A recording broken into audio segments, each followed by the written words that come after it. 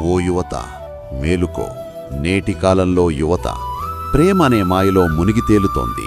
ఈ లోకపు ప్రేమ శాశ్వతం కాదని దేవుడెప్పుడో చెప్పాడు.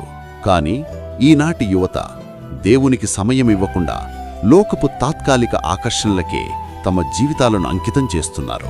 రోజంతా చాటింగ్ అంటూ, ఇన్స్టాగ్రామ్ అంటూ ఫోన్లకే అతుక్కుపోతున్నారు. దేవుడు మీకిచ్చిన అమూల్యమైన సమయాన్ని వ్యర్థం చేస్తున్నారు. ఇటు చదువును, అటు దేవుణ్ణి నిర్లక్ష్యం చేస్తూ ఎంతమంది తమ జీవితాలను పాడు చేసుకుంటున్నారో ఒక్కసారి ఆలోచించండి.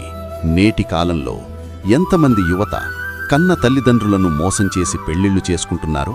ఇంట్లో నుండి వెళ్ళిపోయే ఆ ఒక్క క్షణం, నిన్ను కని అల్లారముద్దుగా పెంచి నీ ప్రతి అవసరాన్ని తీర్చి నిన్ను బాగా చదివించిన నీ తల్లిదండ్రులు నీకు గుర్తుకు రావడం లేదా?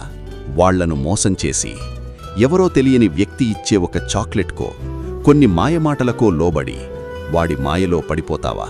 నీ విలువ ఆ చాక్లెట్ అంత చీపా? నువ్వు ఇల్లు వదిలి వెళ్లే సమయంలో నీ తల్లిదండ్రుల పరిస్థితిని ఒక్కసారైనా ఆలోచించావా? సమాజంలో తల ఎత్తుకోలేక, అవమానాలు భరించలేక ఆత్మహత్యలు చేసుకున్న తల్లిదండ్రులు ఎందరో ఉన్నారు. వాడి మాయమాటలు నమ్మి వెళ్తే కొన్ని రోజులకే వాడు నిన్ను నడిరోడ్డుపై వదిలేయడం ఖాయం. అప్పుడు నీ తల్లిదండ్రులకు మిగిలేది చెడ్డ పేరు. ఎన్నో ఆశలు పెట్టుకున్న నీ జీవితం శూన్యం. కావున దేవుని ప్రియమైన బిడ్డలారా, ప్రేమనే మాయకు దూరంగా ఉండండి. దేవుని అడుగుజాడలలో నడవండి.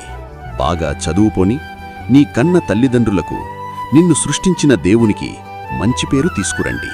నీ గమ్యాన్ని నువ్వే నిర్ధారించుకో స్నేహితుడా.